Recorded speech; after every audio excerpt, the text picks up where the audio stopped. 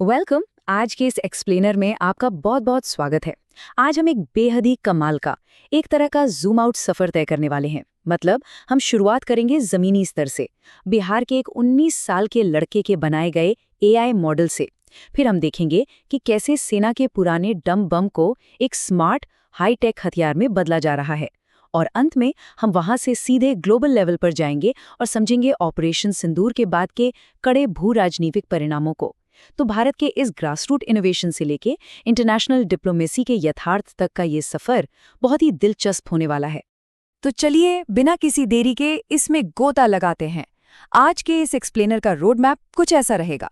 हम एकदम micro level की महत्वाकांक्षा और गजब की कॉस्ट एफिशिएंसी से बात शुरू करेंगे और फिर धीरे धीरे मैक्रो लेवल पर जाकर अंतर्राष्ट्रीय कूटनीति की उस कठोर वास्तविकता को समझेंगे जो आज के समय में हमारे सामने है। सबसे पहले बात करते हैं एक ऐसे इनोवेशन की जो सीधे बिहार से निकल कर आ रहा है। एक 19 साल का लड़का और उसका 5.82 बिलियन पैरामीटर्स वाला एक बहुत बड़ा सपना।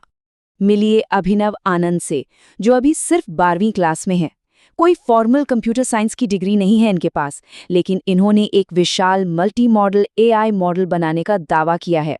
और अब जरा इस आंकड़े पर गौर कीजिए, सिर्फ 11 लाख रुपए। जी हाँ, आपने बिल्कुल सही सुना। इसके पीछे कोई बहुत बड़ी कॉर्पोरेट फंडिंग नहीं है, बल्कि एक मिडिल क्लास परिवार की निजी बचत लगी है। इनके पिता एक सरकारी कर्मचारी हैं और माँ हाउसवाइफ। मतलब इतने कम बजट में इतने बड़े कंप्यूटर की कल्पना करना, ये अपने आप में लागत दक्षता यानी कम खर्चे में इनोवेशन की एक बेहतरीन कहानी है। अब आप सोच रहे होंगे कि इस आर्क इंटेलिजेंस में ऐसा क्या खास है, तो इसके फीचर्स सच में हैरान करने वाले हैं। 5.82 बिलियन पैरामीटर्स और 2 मिलियन से ज्यादा टोकन की कॉन्टेक्स्ट विंडो। और ये सिर्फ टेक्स्ट तक सीमित नहीं है, ये इमेज, ऑडियो, वीडियो सब कुछ प्रोसेस कर सकता है। टेस्टिंग में भी इसने 93.45 का शानदार स्कोर किया है। सबसे मजेदार बात तो ये है कि इस प्रोजेक्ट को मुमकिन बनाने के लिए रनपॉड, डिजिटल ओशन और गिटहब जैसे प्लेटफॉर्म से मिले फ्री ग्रांट्स का बड़ी ही चतुराई से इस्तेमाल किया गया है। अब जाहिर सी बात है, जब ऐसी कोई चीज सामने आती है तो इंटरनेट पे रिएक्शन तो आना ही था, और ये रिएक्शन पूरी तरह से बटा हुआ है। एक तरफ वो लोग हैं जो इसे लेकर बेहद उत्साहित हैं, जिनका कहना है कि बिल्कुल भारत को अपने खुद के एआई की जरूरत है। वहीं दूसरी तरफ एक गहरा संदेह भी है। कई टेक एक्सपर्ट्स इसे वाइब कोडिंग कह रहे हैं, मतलब बिना किसी सॉलिड बेस के बस इंटरनेट से चीजें जोड़ जाड़ कर बना देना। वो इसके डेटा और तकनीकी विश्वसनीयता पर बड़े और कड़े सवाल उठा रहे हैं।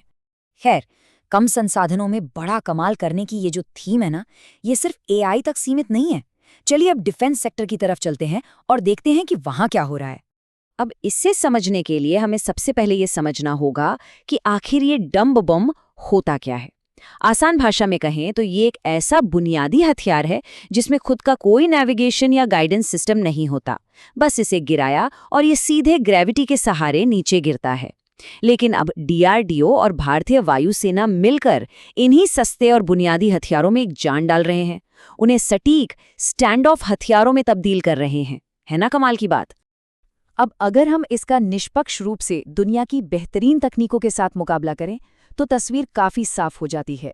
भारत ने हाल ही में जगुआर विमान से अपने टियारा किट का परीक्षण किया। अगर हम इजराइल के मशहूर रेस्ट किट को देखें तो उसकी रेंज 120 किलोमीटर है और सटीकता, जिसे CEP कहते हैं, वो महज 10 मीटर है। मतलब निशाना 10 मीटर से ज्यादा नहीं चुकेगा। भारत का नया हाई सबसोनिक टियारा सिस्टम भी बिल्कुल इसी ग्लोबल स्टैंडर्ड की तरफ तेजी से बढ़ रहा है, जिससे इसे हवा में रोक पाना दुश्मनों के लिए लगभग नामुमकिन हो जाएगा। और बात सिर्फ यहीं खत्म नहीं होती। भविष्य के लिए हमारे पास स्वदेशी प्रोजेक्ट्स की एक पूरी की पूरी पाइपलाइन तैयार है। 100 से 200 किलोमीटर की रेंज वाला सैव प्रोजेक्ट देख लीजिए, या फिर 100 किलोमीटर तक मार करने वाला गौतम बम।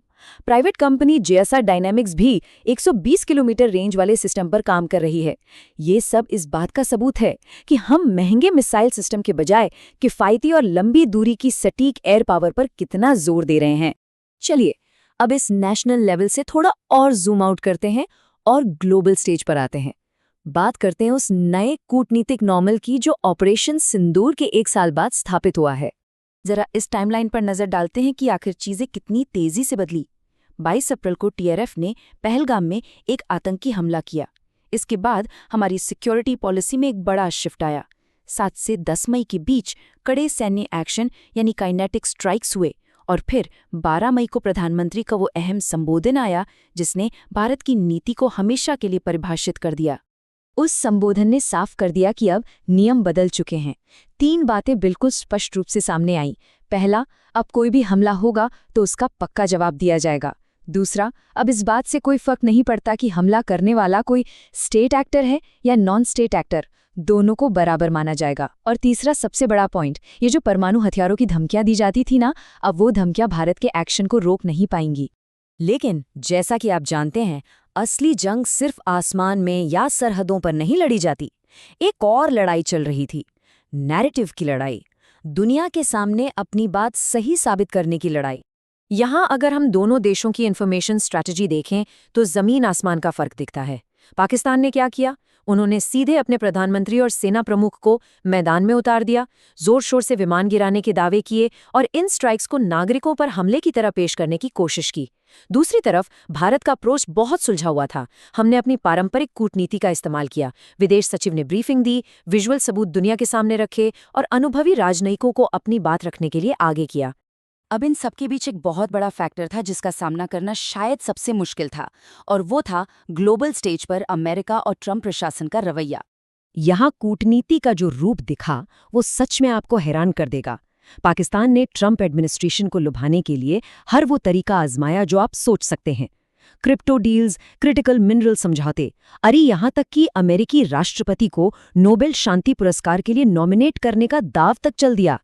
और इसका असर क्या हुआ? पाकिस्तान ईरान युद्ध में एक मुख्य मध्यस्थ बनकर उभर गया, जबकि भारत, जो अपनी पारंपरिक कूटनीति पर टिका रहा, उसे कुछ समय के लिए 50% टैरिफ जैसी अड़चनों का सामना करना पड़ा। तो लब्बो लुबाब क्या है? इस पूरे घटनाक्रम और ऑपरेशन के रुकने के बाद भारतीय प्रतिष्ठान को 3 बहुत ही कड़े लेकिन अहम सबक सीखने को मिले। पहला, ग्लोबल स्टेज पर हमें अपनी कम्युनिकेशन और नैरेटिव बिल्डिंग को और तेज करना होगा। दूसरा, ट्रंप और पाकिस्तान के बीच बन रहे नए समीकरणों को भांपने में हमसे चूक हुई। और तीसरा, भविष्य में अगर कभी ऐसी सैन्य कार्रवाई करनी पड़ी तो इसके साथ आने वाले कूटनीतिक जोखिम बहुत बहुत ज्यादा होंगे। तो आखिर में सब कुछ जानने के बाद एक बहुत बड़ा सवाल हमारे सामने खड़ा है। एक तरफ हमारी जमीनी स्तर की स्वदेशी महत्वाकांक्षा है और दूसरी तरफ ये बेहद जटिल वैश्विक कूटनीति। ये जो कड़े सबक हमने आज सीखे हैं वो आने वाले 10 सालों में हमारी भू राजनीतिक रणनीति यानी हमारी जियोपॉलिटिकल स्ट्रैटेजी को किस तरह से आकार देंगे, ये सोचने वाली बात है ना। खैर, इसी सवाल के साथ मैं आज का ये एक्सप्लेनर यहीं ख़त्म करता हूँ। अपना समय देने के लिए बहुत बहुत धन्यवाद।